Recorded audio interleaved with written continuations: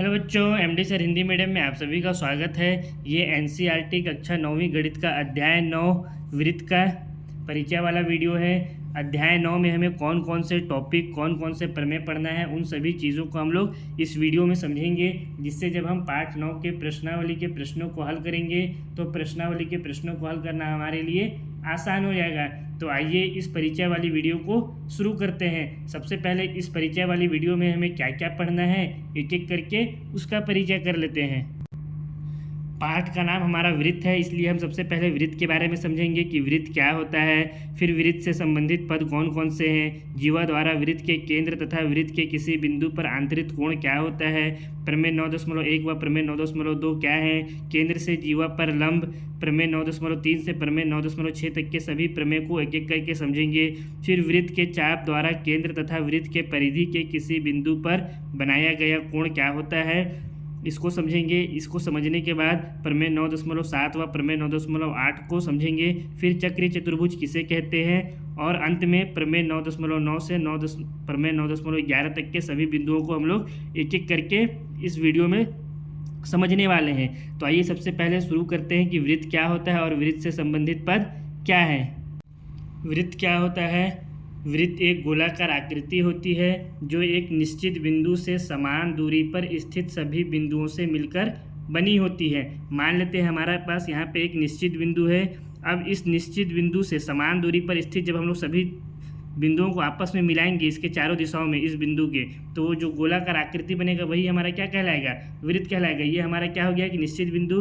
अब मान लेते हैं इससे समान दूरी पर स्थित जितने भी बिंदु हैं उसको हम लोग इस तरह से मिला दे रहे हैं। ये तो ये जो हमारा आकृति बना, यही आकृति हमारा क्या कहलाएगा, यही पूरा आकृति हमारा वृत्त कहलाएगा। अब इस वृत्त में जो इससे संबंधित पद होते हैं उसको एक एक करके समझ लेते हैं। सबसे पहले आता है केंद्र। तो केंद्र क्या होता है कि वही जो निश्चित बिंदु, जिस निश्चित बिंदु से हम लोग उसके समान दूरी पर स्थित सभी बिंदुओं को मिलाते हैं, वही बिंदु हमारा क्या होता है, केंद्र कहलाता है। तो ये जो हमारा बिंदु होगा, ये बिंदु हमारा क्या कहलाएगा, यही हमारा वृत्त का केंद्र कहलाएगा। अब उसके बाद अगला टॉपिक है कि वृत्त की त्रिज्या क्या होती है। तो जो समान दूरी हम लोग तय करते हैं चारों दिशाओं में, वही समान दूरी क्या होती है, वृत्त की त्रिज्या होती है। तो मान लेते हैं यहाँ से यहाँ तक की जो दूरी है जिसको हम लोग तय किए हैं, तो यही दूरी क्या होगी, यही दूरी वृत्त की त्रिज्या कहलाएगी। हम लोग इसी दूरी पर तो आखिर सभी बिंदुओं को आपस में मिलाए हैं, तो यही दूरी हमारी क्या हो गई, यही हो गई हमारी त्रिज्या। अब अगला है वृत्त की परिधि। वृत्त की परिधि किसे कहते हैं, तो वृत्त की जो बाह्यतम सीमा जो होती है उसको ही हम लोग क्या कहते हैं, वृत्त की परिधि कहते हैं। ये जो सीमा है वृत्त का, इस सीमा को ही हम लोग क्या कहेंगे, वृत्त की परिधि कहेंगे। तो इस स्थिति में वृत्त की त्रिज्या का एक और परिभाषा हो जाएगा, क्या हो जाएगा कि वृत्त के केंद्र से वृत्त के परिधि के बीच की जो दूरी है उसको ही हम लोग क्या कहते हैं, वृत्त की त्रिज्या कहते हैं। और ये जो हमारा है, ये हमारा क्या हो गया, ये हो गया हमारा परिधि, वृत्त का जो बाह्यतम भाग है। अब इसके बाद इसमें अगला टॉपिक है वृत्त की जीवा किसे कहते हैं। तो किसी भी वृत्त में किन्हीं दो बिंदुओं को जब हम लोग किसी रेखा के द्वारा मिलाते हैं तो वही क्या हो जाती है, उसकी जीवा कहलाती है। मैंने क्या कहा है, किसी भी वृत्त में किसी दो बिंदुओं को मिलाने वाली जो रेखा है वही वृत्त की जीवा कहलाएगी। इस वृत्त में कहीं पे भी जब किसी भी दो बिंदु को हम लोग आपस में मिला देंगे, कहीं पे भी हो सकता है, यहाँ पे यहाँ पे यहाँ पे यहाँ पे यहाँ कहीं पे भी हो सकता है, बीच में भी हो सकता है। मान लेते हैं वो दो बिंदु यहाँ और यहाँ है, इसको नाम दे दिए ए, इसको नाम दे दिए बी। तो इन दोनों बिंदुओं को जब हम लोग आपस में मिलाएंगे तो इनको जो मिलाने वाला जो रेखा है, ये रेखा ही क्या कहलाएगा, ये रेखा ही इसका जीवा कहलाएगा। जरूरी नहीं है कि ये यहीं पे हो, कहीं पे भी हो सकता है, यहाँ से यहाँ भी हो सकता है, कहीं पे भी हो सकता है। वृत्त में कोई भी दो बिंदु को अगर मिलाने वाला रेखा है तो वो रेखा क्या कहलाएगा, वृत्त का जीवा कहलाएगा। अब इसमें अगला पॉइंट है व्यास किसे कहते हैं। तो वृत्त की जीवा जो रहती है वो जब वृत्त के केंद्र से होकर के गुजरती है तो उसको हम लोग क्या कहते हैं, उसी को हम लोग वृत्त का व्यास कहते हैं। जीवा क्या होता है कि जब दो बिंदुओं को हम लोग आपस में किसी वृत्त में मिलाते हैं, और व्यास क्या हो जाएगा कि जब ये जीवा केंद्र से होकर के गुजरेगा। मान लेते हैं हम लोग यहाँ से यहाँ एक रेखा खींचे, एक बिंदु हमारा यहाँ पे था C और एक बिंदु था D। तो ये जो दोनों बिंदु को मिलाने वाला रेखा है ये कहाँ से होकर के गुजरा है, ये केंद्र से होकर के गुजरा है। तो यही क्या हो जाएगा, यही हो जाएगा वृत्त का व्यास हो जाएगा। तो इस हिसाब से हम लोग वृत्त की व्यास को और क्या कह सकते हैं कि वृत्त का जो व्यास होता है वो वृत्त की जो जीवा है उसका सबसे बड़ा भाग होता है। या फिर ये भी कह सकते हैं कि जो वृत्त का व्यास होता है वो एक प्रकार से क्या है, वृत्त की जीवा ही है। जब भी कोई जीवा वृत्त के केंद्र से होकर के गुजरेगा तो वही उसे क्या हो जाता है, व्यास हो जाता है। तो ये हमारा क्या हो गया, व्यास हो गया। अब उसके बाद जो हमारा अगला टॉपिक है वृत्त से संबंधित पद में वो क्या है, बहिर्भाग एवं अभ्यंतर। तो नाम से ही पता चल रहा है, बहिर्भाग यानी बाहर का भाग और अभ्यंतर यानी अंदर का भाग। तो ये जो हमारा वृत्त है, इस वृत्त में जो हमारा बाहर का भाग होता है, वृत्त के जो बाहर का भाग है इसको हम लोग क्या कहते हैं, वृत्त के बाहर के भाग को हम लोग कहते हैं बहिर्भाग। और जो वृत्त के अंदर का भाग होता है, ये पूरा अंदर का भाग, इस अंदर वाले के भाग को हम लोग क्या कहते हैं, अभ्यंतर, अभ्यंतर कहते हैं। अब उसके बाद जो हमारा इसमें अगला टॉपिक है वो क्या है, वृत्त का चाप। वृत्त का चाप किसे कहते हैं, तो वृत्त का चाप को समझने के लिए एक और वृत्त का डायग्राम मैं बना लेता हूँ। यहाँ पे मैं दो वृत्त का आकृति बना लिया हूँ। तो वृत्त का चाप क्या होता है कि वृत्त की परिधि का कोई एक भाग ही हमारा वृत्त का चाप कहलाता है। मैं क्या कहा है, वृत्त की परिधि का कोई एक भाग, वृत्त का ये पूरा क्या है, ये परिधि है। तो इसका कोई एक भाग, यहाँ से मान लेते हैं यहाँ तक का भाग, कोई भी एक भाग ना, तो ये जो भाग होगा ये भाग ही क्या कहलाएगा, वृत्त का चाप कहलाएगा। इसको मान लेते हैं ए और बी है। जरूरी नहीं है कि सिर्फ यही भाग हो, कोई भी भाग हो सकता है, यहाँ से यहाँ का भाग भी हो सकता है। ये भी एक भाग है, ये भी क्या हो जाएगा, ये भी वृत्त का चाप कहलाएगा। इसको नाम देते हैं सी और डी। तो वृत्त का चाप क्या हो गया कि वृत्त की परिधि का एक भाग जो होता है वो क्या कहलाता है, कोई भी एक भाग ना, कहीं पे भी हो सकता है, वो होता है हमारा वृत्त का चाप कहलाता है। इसको हम लोग क्या कहेंगे, वृत्त का चाप कहेंगे। अब जो हमारा वृत्त का चाप है ये दो तरह का होता है, एक होता है लघु चाप, एक हमारा होता है लघु चाप, और दूसरा होता है दीर्घ चाप। दूसरा क्या होता है, दीर्घ चाप। तो लघु चाप और दीर्घ चाप क्या होता है, अब इसको समझिए कि जो वृत्त की परिधि का जो छोटा भाग होता है उसको लघु चाप कहते हैं, और जो बड़ा भाग होता है उसको दीर्घ चाप कहते हैं। मान लीजिए पूरा ये हमारा वृत्त है, इसमें यहाँ से यहाँ एक चाप है, कोई एक भाग ही तो वृत्त का चाप कहलाएगा। एक वृत्त में दो चाप तो होंगे नहीं, एक चाप ही होगा। तो ये जो भाग है, ये भाग, ये क्या कहलाएगा, ये वृत्त का चाप कहलाएगा। तो ये जो भाग है ये क्या है, एक लघु भाग है, ये एक चाप है। अब अगर इसी तरह से इधर ऊपर वाले भाग को भी देखें तो ये भी क्या होगा, ये भी तो एक चाप ही है। जिस तरह से ये एक चाप है उसी तरह से ये भी तो एक चाप है, ये भी तो एक क्या है, वृत्त की परिधि का ही एक भाग है। इस बिंदु से जब हम लोग ऊपर वाले भाग को पूरा देखें, यहाँ से यहाँ तक इस बिंदु में मिलाएं तो ऊपर वाला भाग भी क्या है, एक चाप ही है। तो ये जो ऊपर वाला भाग है ये क्या हो जाएगा, इसका दीर्घ चाप हो जाएगा। और ये जो चाप है जो यहाँ से यहाँ तक चाप है, ये चाप क्या हो जाएगा, ये हो गया हमारा लघु चाप। और ये जो हमारा हो गया पूरा ऊपर का, यहाँ से इस बिंदु से लेकर के पूरा इस बिंदु तक, ये हो गया हमारा दीर्घ चाप। ये हमारा क्या हो गया, दीर्घ चाप हो गया। अब इसके बाद आता है अगला पॉइंट वृत्त से संबंधित पद में, वो होता है वृत्त की त्रिज्याखंड। कि वृत्त की त्रिज्याखंड क्या होती है। तो त्रिज्याखंड हमारा क्या हो जाता है कि जब कभी भी हम लोग वृत्त के अंदर चाप जो हमारा रहता है ना, उसके अंत बिंदु को, ये जो हमारा चाप हो गया इसको नाम दे दिए ए और इसको नाम दे दिए बी। तो इस जब अंत बिंदुओं को हम लोग वृत्त के केंद्र से मिलाते हैं, मान लेते हैं यहाँ पे हमारा क्या है, वृत्त का केंद्र, इसका नाम दे दिए ओ। तो जब हम लोग चाप के अंत बिंदु, एक बिंदु हमारा ये हो गया और दूसरा बिंदु ये हो गया, ये चाप का सिरा, पहला सिरा ए दूसरा सिरा बी, इसको जब हम लोग वृत्त के केंद्र से मिलाएंगे तो जो रचना बनेगा वही क्या हो जाएगा, हमारा वृत्त का त्रिज्याखंड हो जाएगा। इसको अगर हम लोग इस तरह से यहाँ पे मिला दें, ए को ओ से मिला दिए, इसी तरह से ओ को बी से मिला दिए। चाप के जब दोनों सिरों को हम लोग क्या करते हैं, वृत्त के केंद्र से मिला देते हैं, तो जो आकृति बनता है उसको ही हम लोग क्या कहते हैं, त्रिज्याखंड कहते हैं। अब त्रिज्याखंड भी हमारा दो तरह का होता है। पहला होता है हमारा लघु त्रिज्याखंड, लघु त्रिज्याखंड, और दूसरा होता है दीर्घ त्रिज्याखंड। तो यहाँ पे जो छोटा वाला आकृति है, इस आकृति को हम लोग क्या कहेंगे, लघु त्रिज्याखंड कहेंगे। और ये जो बड़ा वाला आकृति है ये क्या हो जाएगा, हमारा दीर्घ त्रिज्याखंड हो जाएगा। कैसे होगा, देखिए एक तो हमारा चाप ये हो गया ए से बी, ये नीचे वाला भाग, और दूसरा चाप हमारा क्या हो गया, यहाँ से ऊपर वाला भाग भी जो है हमारा ऊपर में, अगर हम लोग देखें ए से बी, तो ये भी हमारा क्या है, इसको अगर इस तरह से समझे तो ये वाला भाग हो गया हमारा, एक ये हमारा चाप हो गया, और एक हमारा चाप कौन सा हो गया, ये नीचे वाला, एक हमारा चाप ये हो गया। तो मान लेते हैं इसका केंद्र कहाँ पे है, यहाँ पे है इसका केंद्र।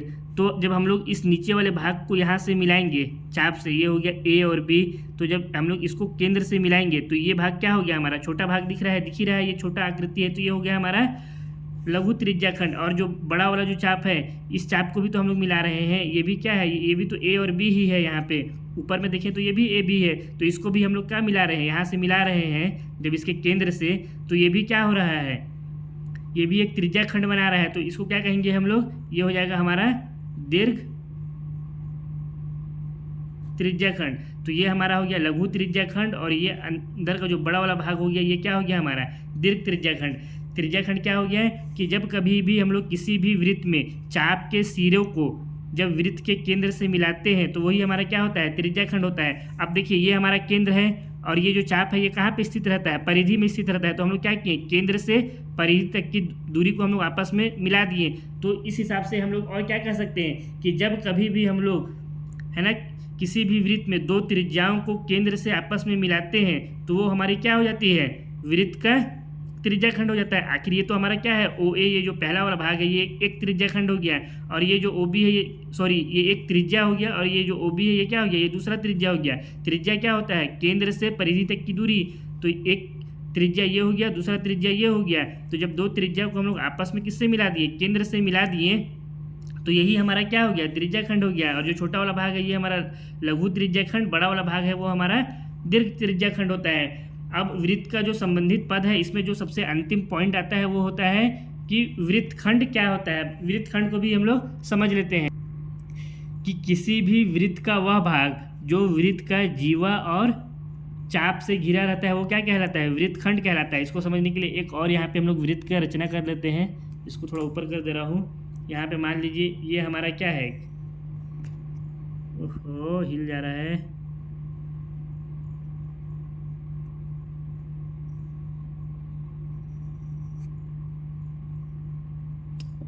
एक मिनट, ये हमारा एक पूरा वृत्त हो गया है। अब इस वृत्त का वह भाग जो एक जीवा और एक चाप से घिरा रहेगा वो क्या कहलाएगा, वृत्तखंड कहलाएगा।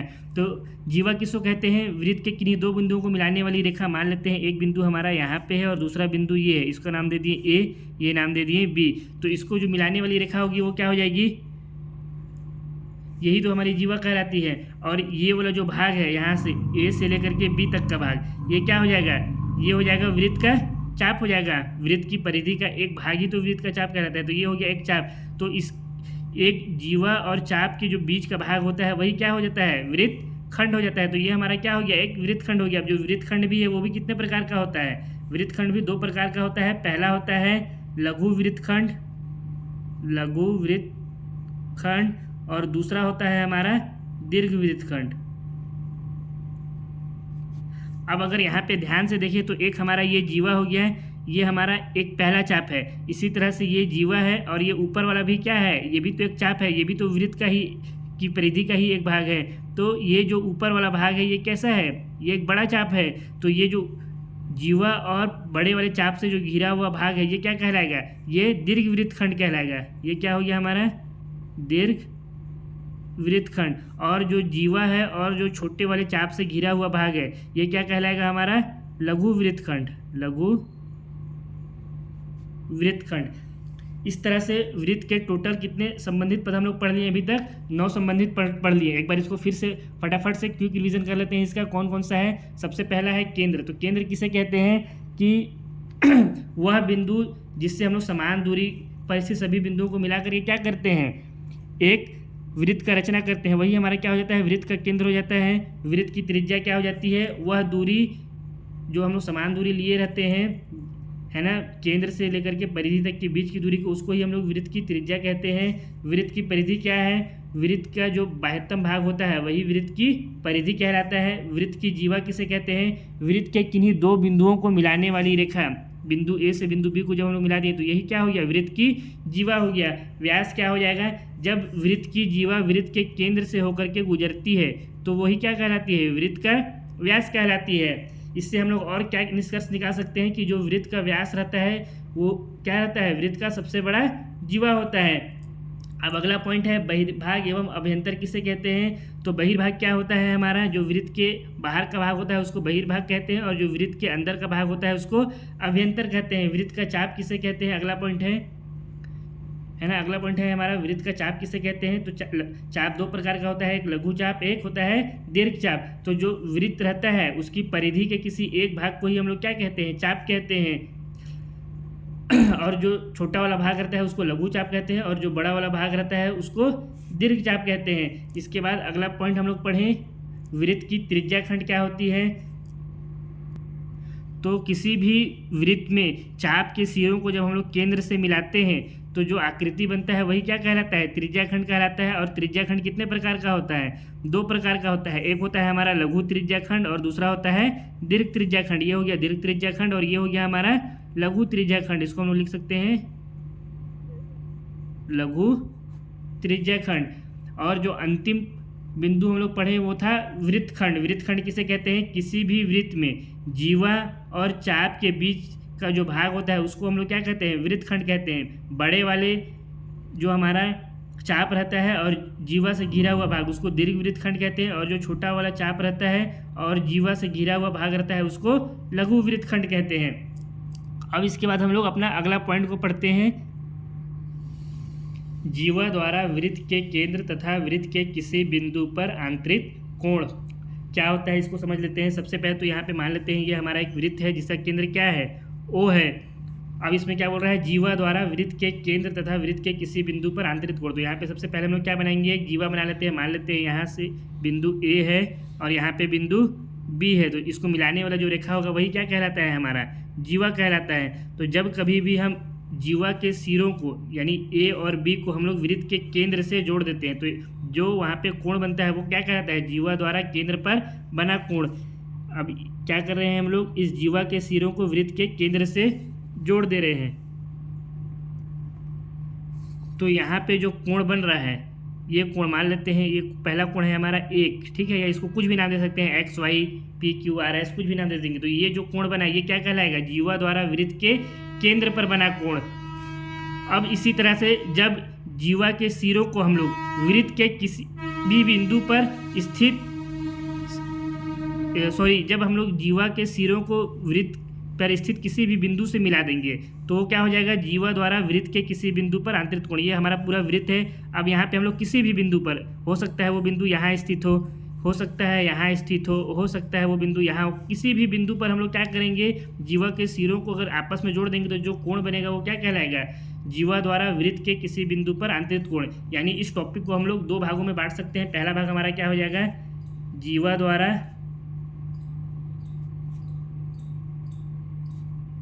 केंद्र पर आंतरिक कोण, और दूसरा हो गया जीवा द्वारा वृत्त के किसी बिंदु पर अंतरित कोण यानी बनाया गया कोण। अंतरित कोण यानी बनाया गया कोण। तो जब जीवा के सिरों को हम लोग केंद्र से मिला दिए तो जो कोण बना उसको क्या कहेंगे, जीवा द्वारा केंद्र पर आंतरित कोण। और जब जीवा के सिरों को हम लोग वृत्त में स्थित किसी बिंदु से मिला देंगे तो जो कोण बनेगा उसको क्या कहेंगे, जीवा द्वारा वृत्त के किसी बिंदु पर अंतरित कोण। जैसे इस बिंदु से हम लोग जीवा के सिरों को आपस में मिला देते हैं तो यहाँ पे जो कोण बना हमारा कोण दो, ये हमारा क्या हो जाएगा, कोण दो, जीवा द्वारा वृत्त के किसी बिंदु पर आंतरिक कोण। और केंद्र पर बना कोण कौन सा हो गया, हमारा कोण एक हो गया। इसी तरह से जब हम लोग इस बिंदु पर भी इसको आपस में मिला देंगे, ये हो गया हमारा, और दूसरा हो गया ये, जब इसको भी आपस में मिला दिए तो यहाँ पे जो कोण 3 बना है ये भी क्या हो जाएगा, जीवा द्वारा वृत्त के किसी बिंदु पर आंतरिक कोण। क्योंकि ये जीवा क्या कर रहा है, ये बिंदु कहाँ पे स्थित है, वृत्त में स्थित है। जब कोई भी बिंदु वृत्त के ऊपर स्थित रहेगा और जो जीवा के सिरों को हम लोग वहाँ से मिलाएंगे और जो कोण बनेगा वो क्या हो जाएगा, जीवा द्वारा वृत्त के किसी बिंदु पर आंतरिक कोण। और जब हम लोग जीवा के सिरों को केंद्र से मिलाएंगे तो जो कोण बनेगा उसको क्या कहेंगे, जीवा द्वारा केंद्र पर आंतरिक कोण। अब इसके बाद प्रमेय 9.1 और 9.2 को समझते हैं। प्रमेय 9.1 कहता है वृत्त की बराबर जीवाएं केंद्र पर बराबर कोण अंतरित करती है। यहाँ पे हमारे पास एक वृत्त है। अब इसमें क्या कह रहा है कि इसकी बराबर जीवाएं यानी इसमें 2 जीवा होगी, बराबर जीवाएं आ रहा है, केंद्र पर बराबर कोण अंतरित करती हैं। यहाँ पे जैसे मान लेते हैं हमारे पास 2 जीवा है, एक जीवा हमारा हो गया AB और दूसरा जीवा हमारा हो गया CD, ये हमारा जीवा हो गया AB। पेन को क्या हो गया, लगता है इसका रिफिल ख़त्म हो गया, इसको किनारे कर देते हैं, कोई बात नहीं है। ये हमारा दूसरा जीवा हो गया CD। ये दोनों आपस में क्या हैं, दोनों एक दूसरे के बराबर हैं अगर, ठीक है, AB और CD दोनों अगर आपस में एक दूसरे के बराबर हैं दोनों जीवाएं, तो प्रमेय 9.1 क्या कहता है कि बराबर जीवाएं केंद्र पर बराबर कोण अंतरित करती है। तो ये जो केंद्र के ऊपर जो कोण बनाएंगी, ये केंद्र मान लेते हैं हम लोग O है, तो यहाँ पे जो कोण बनाएंगी ये दोनों जीवाएं ये कैसे होंगी, आपस में बराबर होंगी। तो जब हम लोग क्या करेंगे, कोण बनाने के लिए वृत्त के केंद्र को जीवा के सिरों से आपस में मिला देंगे। तो इसको आपस में मिला दिए, उसी तरह से इन दोनों सिरों को भी, A और B के सिरों को भी क्या किए, वृत्त के केंद्र से मिला दिए। तो यहाँ पे जो कोण बना और ये जो कोण बना, ये दोनों कोण आपस में क्या होंगे, बराबर होंगे। इसका मतलब जो कोण AOB होगा वो बराबर हो जाएगा कोण COD के। कब, जब वृत्त में स्थित जो जीवाएं हैं वो आपस में बराबर हैं, तो वो केंद्र में जो कोण बनाएंगी वो कोण भी कैसा होगा, वो कोण भी एक दूसरे के बराबर होगा। अब इसी का जस्ट अपोजिट है प्रमेय 9.2। प्रमेय 9.2 क्या बोलता है, यदि एक वृत्त की जीवाओं द्वारा केंद्र पर अंतरित कोण, केंद्र पर दो बार लिखा गया, कोई बात नहीं, एक बार इसको मिटा देते हैं, अंतरित कोण बराबर हो तो वे जीवाएं बराबर होती है। अब जस्ट प्रमेय 9.1 का अपोजिट है, क्या कह रहा है, वृत्त की जीवाओं द्वारा केंद्र पर अंतरित कोण बराबर है। मान लेते हैं ये हमारा जीवा हो गया एक वृत्त का, ये हो गया AB, और इसी तरह से ये दूसरा जीवा हो गया हमारा ये CD, ये हमारा हो गया जीवा AB, और ये जीवा हो गया हमारा CD। और ये जो जीवाएं हैं केंद्र O पर जो कोण बना रहे हैं, कौन सा कोण हो गया, ये एक कोण ये हो गया COD, और एक कोण हो गया हमारा AOB। एक ये कोण हुआ और एक ये कोण हुआ। तो प्रमेय क्या कह रहा है, वृत्त की जीवाओं द्वारा केंद्र पर अंतरित कोण बराबर हो। इसका मतलब यदि कोण AOB बराबर है कोण COD के, यदि, ठीक है, तो प्रमेय 9.2 क्या कहता है, तो वे जीवाएं भी क्या होती हैं, बराबर होती है। यानी जो AB है वो क्या होगा CD के, तो इस कंडीशन में AB बराबर होता है CD के। ये होता है हमारा प्रमेय 9.2। आई होप आप लोगों को ये दोनों प्रमेय बिल्कुल अच्छे से समझ में आ गया होगा। पहला वाला प्रमेय क्या बोलता है कि यदि वृत्त की जीवाएं है ना, बराबर जीवाएं केंद्र पर जो कोण बना रही है, वृत्त की बराबर जीवाएं केंद्र पर बराबर कोण अंतरित करती है। यानी अगर वृत्त की जीवाएं हैं जो आपस में क्या है, बराबर हैं, तो वो जो केंद्र के ऊपर जो कोण बनाएंगी वो भी कैसी होगी, बराबर होगी। कब होगी, जब जो दोनों जीवा है AB बराबर CD है, तब क्या होगा, तब ये जो कोण होगा AOB बराबर होगा COD के। और दूसरा वाला प्रमेय क्या कहता है, यदि एक वृत्त की जीवाओं द्वारा केंद्र पर अंतरित कोण बराबर हो, ये हमारा AB और CD इन दोनों के द्वारा केंद्र पर जो कोण है वो क्या है, कैसा है, आपस में बराबर है। यानी AOB और COD दोनों बराबर है, तो वे जीवाएं भी क्या होती है, बराबर होती है। ठीक है, बस यही कह रहा था प्रमेय 9.1 और 9.2। अब इसके बाद जो अगला टॉपिक है उसको समझते हैं। हमारा अगला टॉपिक है केंद्र से जीवा पर लंब। इसी से रिलेटेड है जो हमारा प्रमेय 9.3 है। 9.3 से लेकर के 9.6 तक के सारे प्रमेय इसी टॉपिक से रिलेटेड है। तो केंद्र से जीवा पर लंब क्या होता है कि मान लेते हैं ये हमारा एक वृत्त है जिसका केंद्र क्या है, O है, और एक हमारे पास क्या है, जीवा है AB। ये हमारा क्या हो गया, जीवा हो गया A और B हो गया। एक बिंदु ये है, एक बिंदु ये है, इसको मिलाने वाला रेखा इसका जीवा हो गया। तो जब कभी भी केंद्र से जीवा पर हम लोग कोई लंब डालते हैं तो वही क्या कहलाता है, केंद्र से जीवा पर लंब। इस केंद्र से जब हम लोग इस जीवा पर एक लंब डालेंगे यानी एक सीधी रेखा खींचेंगे तो यही क्या हो जाएगा, यही हो जाएगा केंद्र से जीवा पर लंब। ये भी हो गया हमारा 90 डिग्री, और इस तरफ का भी जो कोण बनेगा वो भी कितना होगा, 90 डिग्री ही होगा।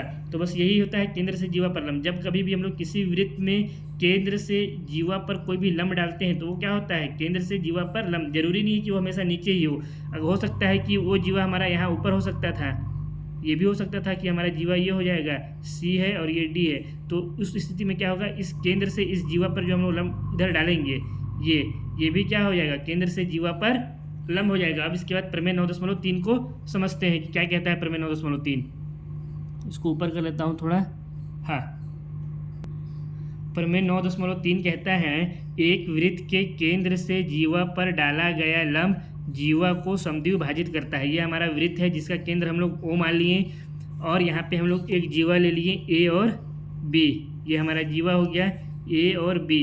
तो इस वृत्त से जब हम लोग इस जीवा पर कोई लंब डालेंगे, मान लेते हैं यहाँ पे हम लोग जो लंब डाले हैं वो क्या है हमारा OC है, ठीक है, ये हमारा लंब हो गया OC। तो हम लोग क्या किए, वृत्त जो है जो जीवा है AB, इसके ऊपर हम लोग वृत्त के केंद्र से लंब क्या डालें, OC डालें। तो हमारा हो गया OC लंब AB। जब कभी भी इस तरह का कंडीशन होता है तो ये जो लंब है ये जीवा को समद्विभाजित करता है, यानी दो बराबर भागों में बांटता है। तो इस स्थिति में हम लोग क्या कह सकते हैं, तो इस स्थिति में हो जाएगा AC बराबर CB के ये दोनों भाग जो है वो आपस में क्या हो जाएंगे, बराबर हो जाएंगे। AC बराबर हो जाएगा CB के, या इसको BC भी कह सकते हैं, ठीक है। प्रमेय 9.3 क्या कहता है कि केंद्र से जीवा पर डाला गया लंब, ये जो केंद्र था इसे जो हम लोग जीवा पर लंब डाले OC, वो क्या किया, जीवा को समद्विभाजित कर दिया, यानी AC बराबर हो गया CB के। अब इसी का जस्ट अपोजिट होता है प्रमेय 9.4, उसको भी समझ लेते हैं। प्रमेय 9.4 कहता है एक वृत्त के केंद्र से जीवा को समद्विभाजित करने के लिए खींची गई रेखा जीवा पर लंब होती है। यहाँ पे हमारे सामने एक वृत्त है जिसका केंद्र हम लोग क्या ले लिए हैं, O ले लिए हैं, और एक जीवा है इसका नाम AB है इस जीवा का।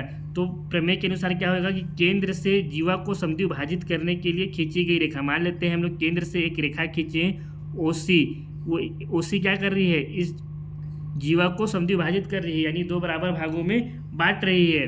इसका मतलब AC क्या हो जा रहा है, बराबर हो जा रहा है BC के। तो इस कंडीशन में क्या कह रहा है हमसे कि जो खींची गई रेखा है वो जीवा पर क्या होती है, लंब होती है। इसका मतलब ये जो रेखा है जो इस जीवा को समद्विभाजित कर रही है ये क्या होगी, ये रेखा जीवा पर लंब होगी। इसका मतलब हो जाएगा कि OC जो है वो लंब हो जाएगा AB पर। यही कहता है हमसे प्रमेय 9.4।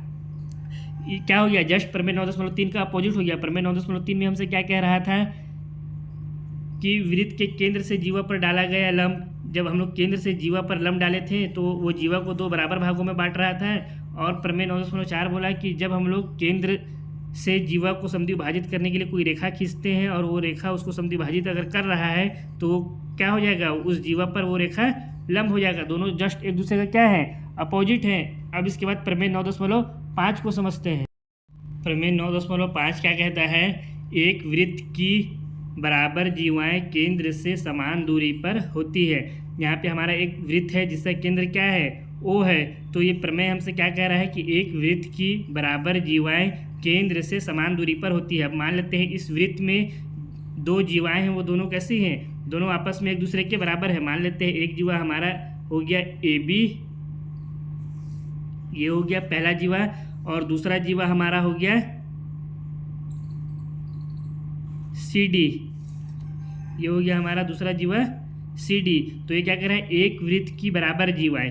अब ये दोनों जो जीवाएं हैं AB और CD, ये दोनों क्या है, एक दूसरे के बराबर है। AB बराबर है CD के। तो इस स्थिति में क्या कह रहा है कि ये जो जीवाएं होंगी केंद्र से समान दूरी पर होगी, यानी ये जो O है केंद्र, इससे AB की दूरी और इस केंद्र O से CD की दूरी आपस में बराबर होगी। अब हम लोगों को कभी भी अगर दिया रहता है कि किसी बिंदु से, है ना, कोई बिंदु है O, इससे कोई रेखा AB के बीच का दूरी ज्ञात कर रहा है, तो हम लोग कैसे ज्ञात करते हैं इसके बीच का दूरी, क्या करते हैं, इससे एक हम लोग यहाँ पे सीधा रेखा लंब डालते हैं, एक सीधा रेखा खींचते हैं जो क्या होता है, लंब होता है। सीधा रेखा हमेशा एक 90 डिग्री का यहाँ पे कोण बनता है, यही तो होता है रेखा AB से बिंदु O के बीच की दूरी।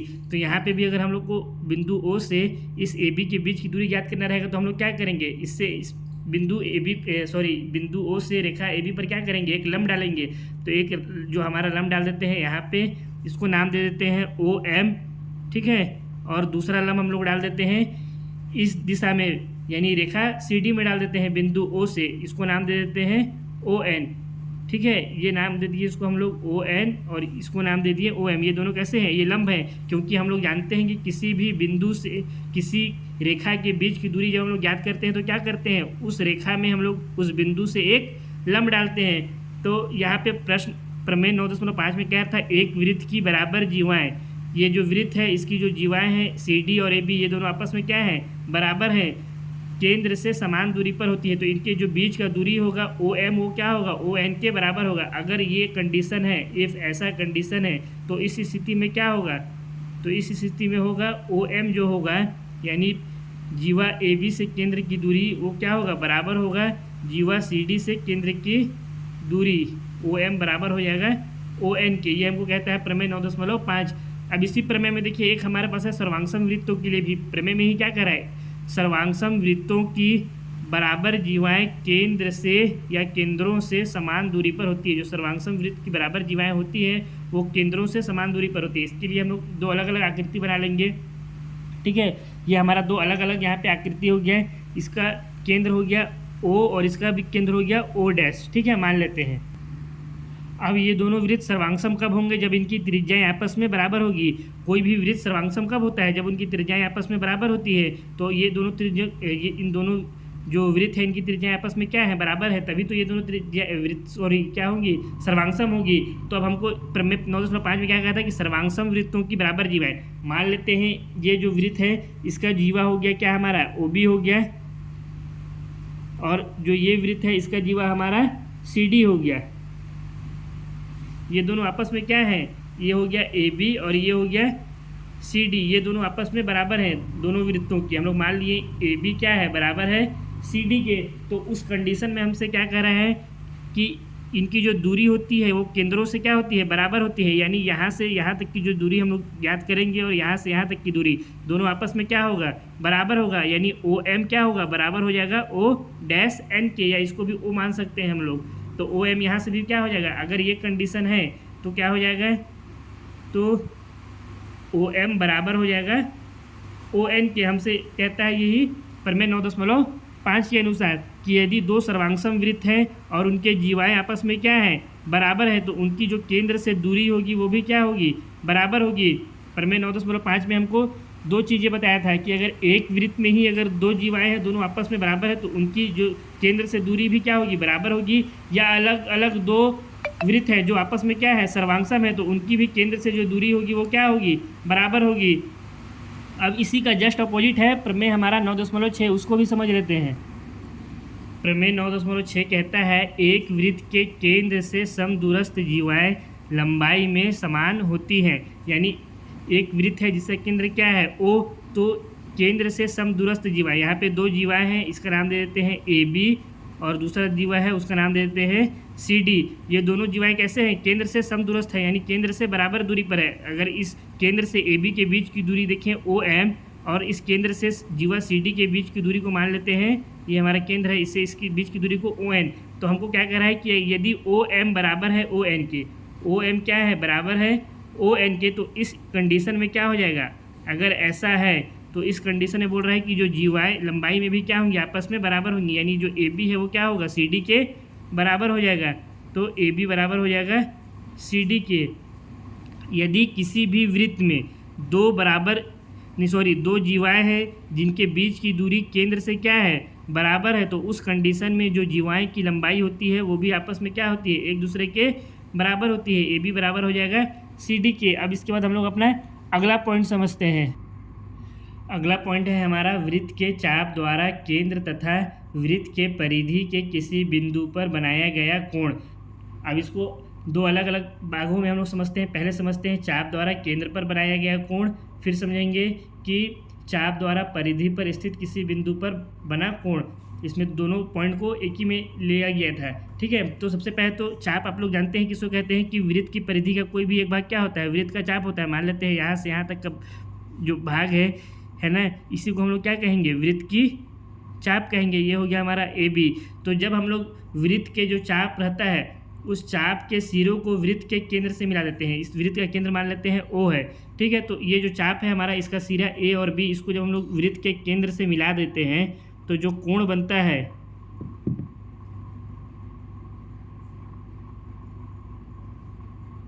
यहाँ पे जो कोण बना है यही क्या कहलाएगा, ये कोण ही हमारा कहलाएगा चाप द्वारा केंद्र पर बना कोण। यहाँ पे कौन सा कोण बना है, कोण AOB, कोण AOB। मान लेते हैं इस वृत्त का जो चाप है वो AB नहीं होकर के क्या है, CD है। ये हो गया C और ये हो गया D। तो अब क्या करेंगे, इस CD चाप के जो सिरे हैं इनको हम लोग केंद्र ओ से मिला देंगे, यहाँ से जब इसको हम लोग मिला देंगे इस तरह से, तो जो कोण यहाँ पे बन रहा है यही क्या हो जाएगा, यही हो जाएगा चाप द्वारा या चाप CD द्वारा केंद्र पर बना कोण। ये जो हमारा कोण कौन सा हो गया, COD। इसी तरह से चाप द्वारा परिधि पर स्थित किसी बिंदु पर बना कोण, इसको भी समझ लेते हैं। ये हमारा क्या हो गया, एक वृत्त हो गया, इसका केंद्र हम लोग मान लिए O है, और इसका कोई चाप हम लोग ले लेते हैं, ये हो गया A और ये हो गया B, ये एक चाप है, ठीक है, यहाँ से यहाँ तक ये हो गया A, ये हो गया B। तो जब इस चाप के सिरों को वृत्त के परिधि कौन सा होता है, जो वृत्त का जो बाह्यतम भाग होता है इसी को तो हम लोग वृत्त का परिधि कहते हैं। वृत्त के परिधि पर स्थित कोई बिंदु है, मान लेते हैं यहाँ पे कोई बिंदु है, यहाँ पे स्थित है, तो जब इस चाप के सिरों को इस बिंदु से हम लोग मिला देंगे तो यहाँ पे जो कोण बनेगा उसको ही क्या कहते हैं, चाप द्वारा परिधि पर स्थित किसी बिंदु पर बना कोण। जैसे इस चाप को हम लोग परिधि पर स्थित इस बिंदु से मिला दिए, इस बिंदु का नाम दे देते हैं इस बिंदु का नाम दे दिए C। तो यहाँ पे जो कोण ये वाला बना, ये कौन सा कोण हो जाएगा, कोण ACB, कोण बन गया हमारा ACB। ये कोण ही क्या होगा, चाप द्वारा परिधि पर स्थित किसी बिंदु पर बना कोण। मान लेते हैं ये बिंदु यहाँ पे स्थित ना हो करके यहाँ पे स्थित है, ये बिंदु यहाँ पे स्थित है, तो हम लोग क्या करेंगे, इस चाप के सिरों को इस बिंदु से मिला देंगे। और मान लेते हैं ये बिंदु कौन सा है हमारा, D है, तो यहाँ पे जो कोण बन रहा है कौन सा, कोण ADB। ये जो कोण बन रहा है यही क्या कहलाएगा, चाप द्वारा वृत्त के परिधि पर स्थित बिंदु पर बना कोण हो जाएगा। अब इससे रिलेटेड जो हमारा प्रमेय 9.7 और 9.8 है उसको समझ लेते हैं। प्रमेय 9.7 आप लोग देख सकते हैं। अभी प्रमेय 9.7 के लिए यहाँ पे मैं दो वृत्त बनाया हुआ हूँ। अब आप लोग कंफ्यूज होंगे कि सर यहाँ पे दो वृत्त क्यों बनाए हैं, एक वृत्त में क्या हम लोग प्रमेय 9.7 को नहीं समझ सकते थे। तो बिल्कुल प्रमेय 9.7 को हम लोग एक वृत्त की सहायता से ही समझेंगे। लेकिन ये जो दूसरा वृत्त मैं यहाँ पे बनाया हूँ, ये वृत्त इसलिए बनाया हूँ क्योंकि बहुत सारे बच्चे इस प्रमेय में कन्फ्यूज होते हैं। क्या कन्फ्यूज होते हैं, पहले प्रमेय को समझिए उसके बाद समझाऊंगा, ठीक है। प्रमेय 9.7 बोलता है, एक चाप द्वारा केंद्र पर आंतरित कोण वृत्त के शेष भाग के किसी बिंदु पर अंतरित कोण का दुगुना होता है। मान लेते हैं ये हमारा एक वृत्त है, ठीक है। इस वृत्त का चाप क्या है, AB है। तो प्रमेय हमसे क्या कह रहा है, एक चाप द्वारा केंद्र पर अंतरित कोण। तो ये जो चाप है, ये जो केंद्र पर जो कोण बनाएगा, केंद्र पर कौन सा कोण बनाएगा, यही कोण तो बनाएगा। ये हो गया हमारा AOB, ये कोण ही बनाएगा केंद्र पर। ये जो चाप है AB, कौन सा कोण बना रहा है, कोण AOB, ठीक है। वृत्त के शेष भाग के किसी बिंदु पर, अब ये जो वृत्त का जो शेष भाग है यहाँ से यहाँ तक पूरा, ये चाप के अलावा ये पूरा क्या है, ये शेष भाग है। इस शेष भाग में स्थित किसी भी बिंदु पर अगर कोई कोण बना रहा है ये चाप, मान लेते हैं यहाँ पर बिंदु कोई D है, तो यहाँ पे जो कोण बनाएगा वो क्या होगा, इस कोण का ये जो कोण होगा इस कोण का क्या होगा, दुगुना होगा। यानी यहाँ पे जो कोण बना रहा है ये हो गया हमारा AD, थोड़ा सा ये हिल गया, ठीक है।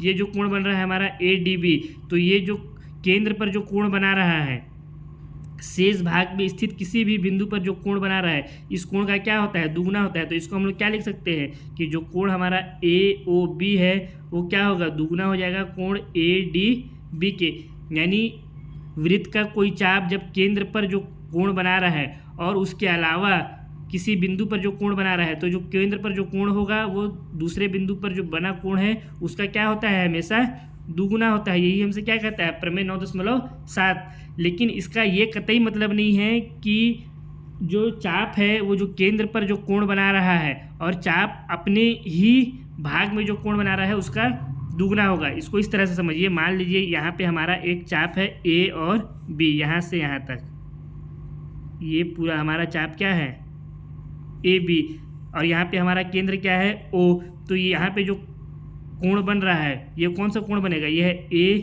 ये है B और ये है O। तो यहाँ पे जो कोण बना, क्या बना, कोण बना AOB। अब यही चाप अगर अपने ही भाग में, ये पूरे चाप है, ये चाप का ही यहाँ से यहाँ तक भाग है, तो अब ये चाप अपने भाग में ही कहीं पे कोण बना रहा है। मान लेते हैं यहाँ इस बिंदु पर कोण बना रहा है, ठीक है। ये कोण, इसको नाम देते हैं D या इसको नाम दे देते हैं C, ठीक है। इसको नाम क्या दे दिए अपन, C दे दिए। तो ये जो कोण AOB है ये ACB का दुगुना कभी भी नहीं होगा। किसका दुगुना नहीं होगा, कोण ACB का दुगना नहीं होगा। जो प्रमेय हमारा 9.7 है वो सिर्फ और सिर्फ किसके लिए है कि चाप के जो कोण बनाया है केंद्र पर, उस चाप का भाग के अलावा जो वृत्त का जो भी भाग है उस भाग में किसी भी बिंदु पर जो कोण बन रहा है उसका दुगना होगा, लेकिन चाप के भाग में ही जो कोण बन रहा है उस कोण का दुगना नहीं होगा। ठीक है, तो इसको बिल्कुल अच्छे से समझ लीजिएगा, क्योंकि बच्चे हमेशा अक्सर इसमें कंफ्यूज रहते हैं और एग्जाम में जब कभी भी इस तरह का क्वेश्चन आता है तो उसमें भी प्रमेय 9.7 का ये इस तरह से इस्तेमाल करते हैं और क्वेश्चन को सॉल्व करते हैं, जिससे कि उनका क्वेश्चन गलत हो जाता है। तो प्रमेय 9.7 क्या कहता है, एक चाप द्वारा केंद्र पर आंतरिक कोण, चाप है ये केंद्र पर जो कोण बनाया है, वृत्त के शेष भाग के किसी बिंदु पर अंतरित कोण का, वृत्त का ये पूरा क्या हो गया, शेष भाग हो गया, चाप यहाँ से यहाँ तक ही है, इसका यहाँ से यहाँ तक पूरा क्या हो गया, शेष भाग हो गया, इसमें स्थित किसी बिंदु पर जो बनाया गया कोण होता है उसका क्या होता है, दुगुना होता है, ना कि चाप के द्वारा केंद्र पर बनाया गया कोण चाप के भाग में बनाया गया कोण का दुगुना होता है। ठीक है, यही बच्चे लोग इसमें अक्सर अपना गलती करते हैं, इसीलिए मैं यहाँ पे 2 डायग्राम बनाया था, एक डायग्राम इसके लिए बनाया था, एक डायग्राम इसको समझाने के लिए बनाया था। ये कभी भी नहीं होगा, हमेशा ये होता है। अब इसके बाद प्रमेय 9.8 को समझते हैं। प्रमेय 9.8 कहता है एक ही वृत्त खंड के कोण बराबर होते हैं। तो वृत्त खंड किसे कहते हैं कि किसी भी वृत्त में जीवा और चाप से घिरा हुआ भाग को हम लोग क्या कहते हैं, वृत्त खंड कहते हैं। इसको मैं शुरू में ही आप लोगों को बता दिया हूँ।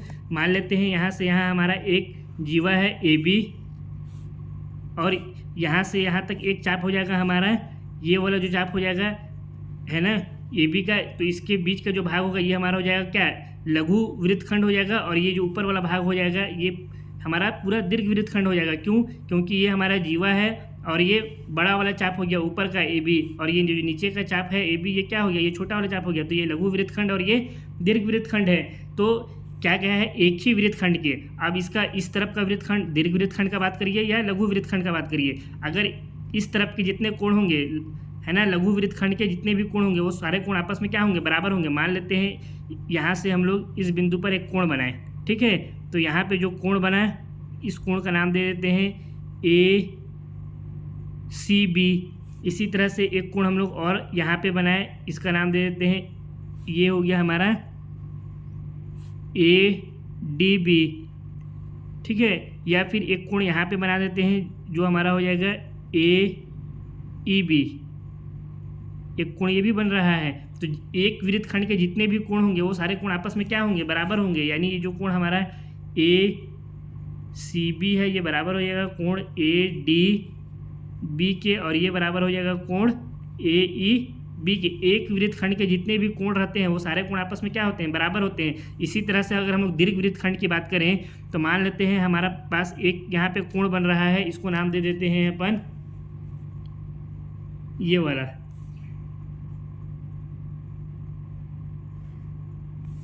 इसको नाम दे दिए AFB, ये दीर्घ वृत्तखंड का कोण है। इसी तरह से एक कोण अपन यहाँ पे बना लेते हैं दीर्घ वृत्तखंड में ही, इसका नाम दे देते हैं, ये हमारा हो गया F और ये हो गया हमारा G।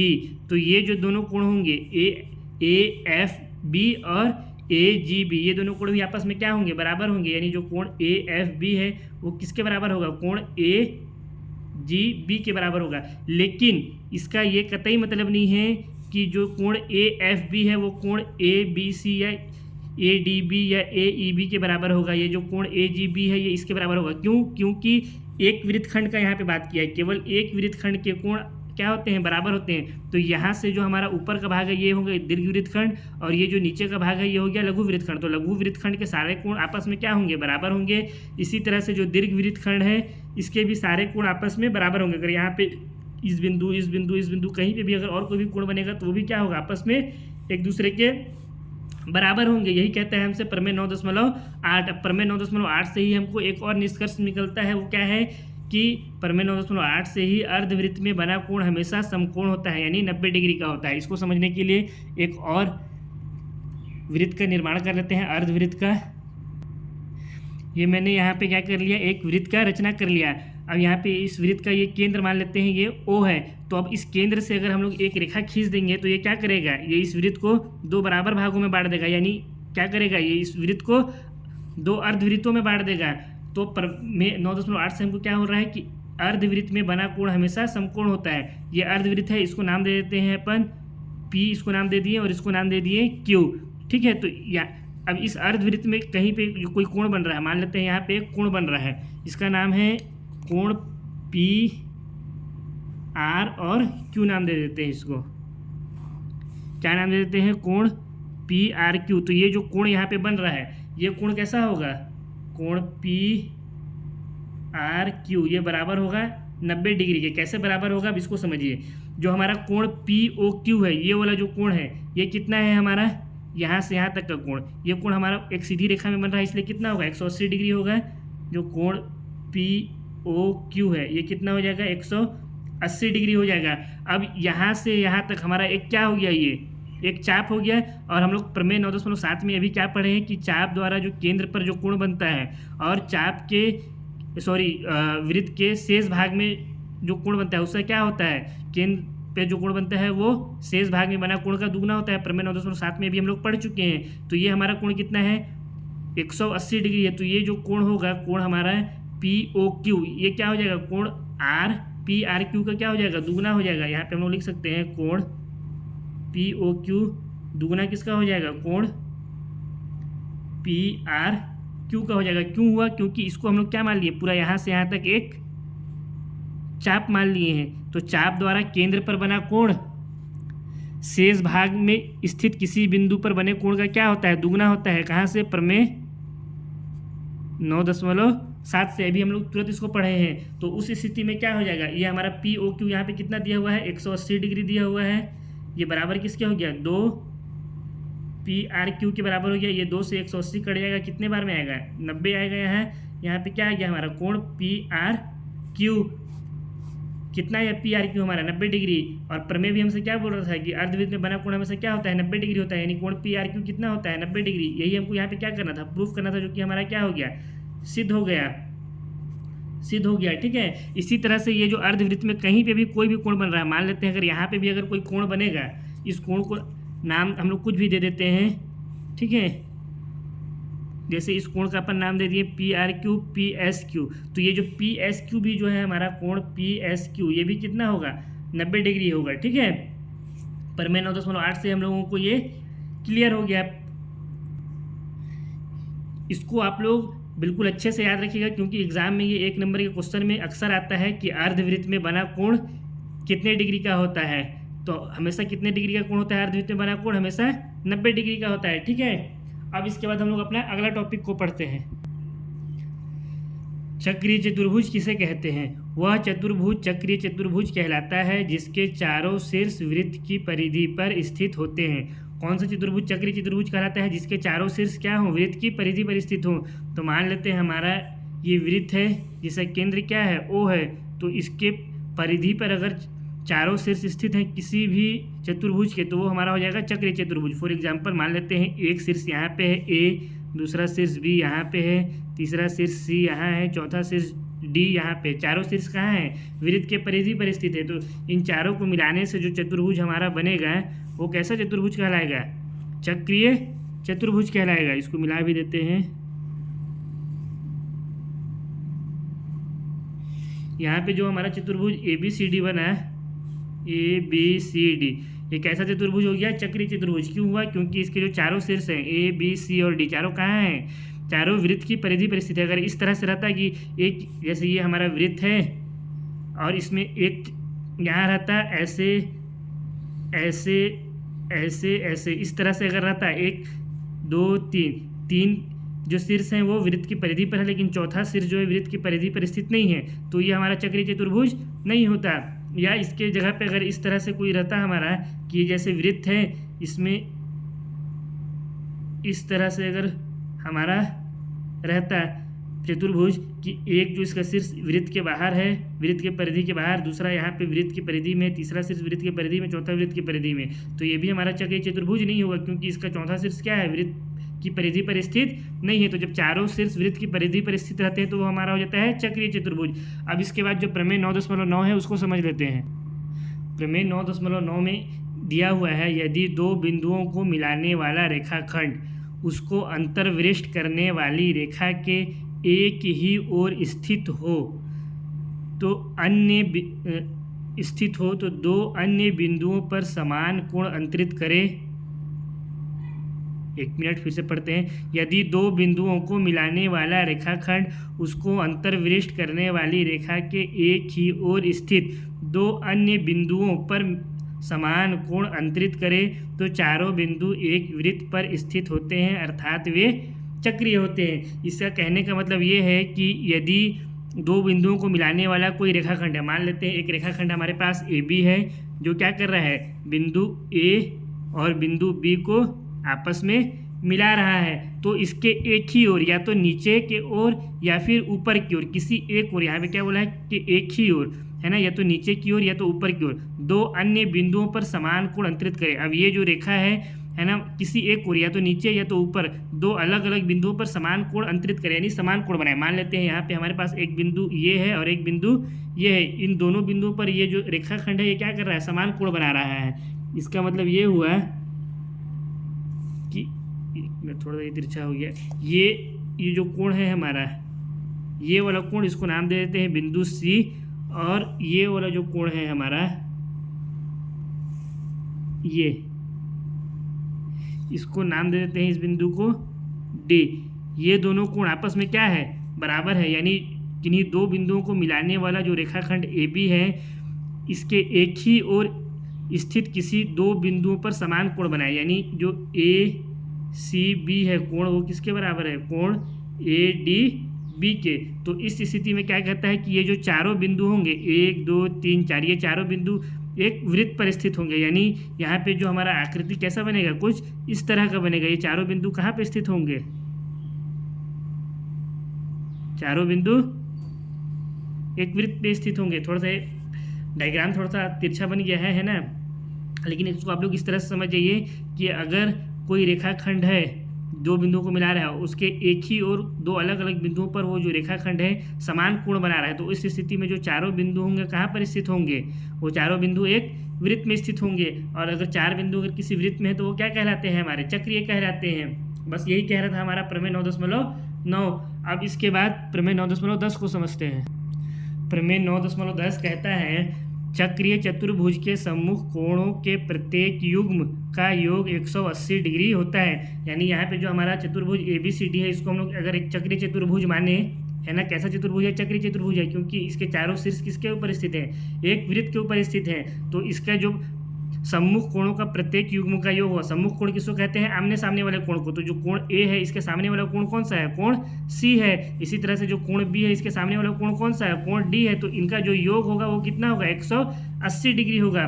प्रमेय 9.10 के अनुसार क्या हो जाएगा, कोण ए प्लस कोण सी बराबर 180 डिग्री, और इसी तरह से कोण बी प्लस कोण डी बराबर 180 डिग्री।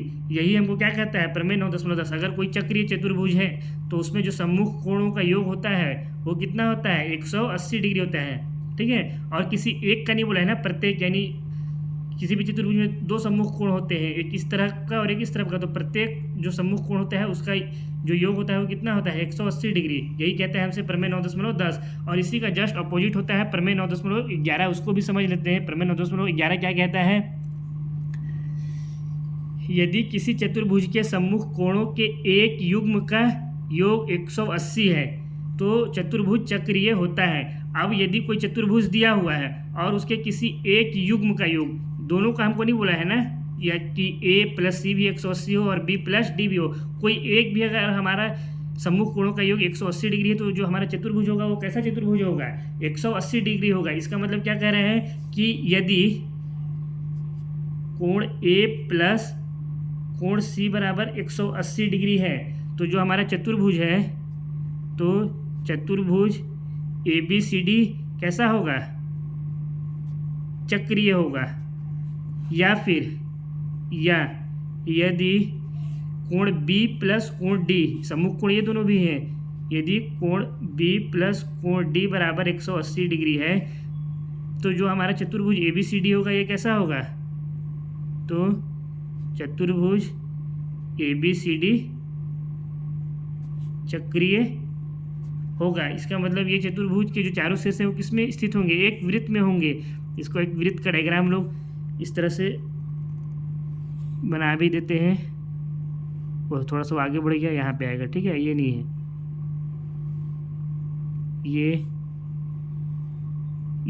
ये हमारा एक चक्रीय चतुर्भुज हो गया। इसे चारों शीर्ष कहाँ है, एक वृत्त के ऊपर स्थित है। तो यही हमसे कहता है प्रमेय 9.11। इसी के साथ पार्ट 9 में जितने भी टॉपिक थे, जितने भी प्रमेय थे, उन सभी प्रमेय को इस वीडियो में मैं आप लोगों को समझा दिया हूँ। इसी के साथ पार्ट 9 का जो परिचय है वो समाप्त होता है। अगर आप लोगों को इस वीडियो में पढ़ाई गई सभी बिंदुएं बिल्कुल अच्छी तरह से समझ में आ गई हैं तो प्रश्नावली के प्रश्नों को बहुत ही आसानी के साथ आप लोग हल कर सकते हैं। अगर आप लोगों को समझ में नहीं आया है तो वीडियो को दोबारा देखिए, फिर से समझिए, क्योंकि इसको समझे बिना प्रश्नावली के प्रश्नों को हल नहीं किया जा सकता है। अब बहुत जल्द हम लोग प्रश्नावली के प्रश्नों को हल करते हुए मिलेंगे। तब तक के लिए बेस्ट ऑफ लक।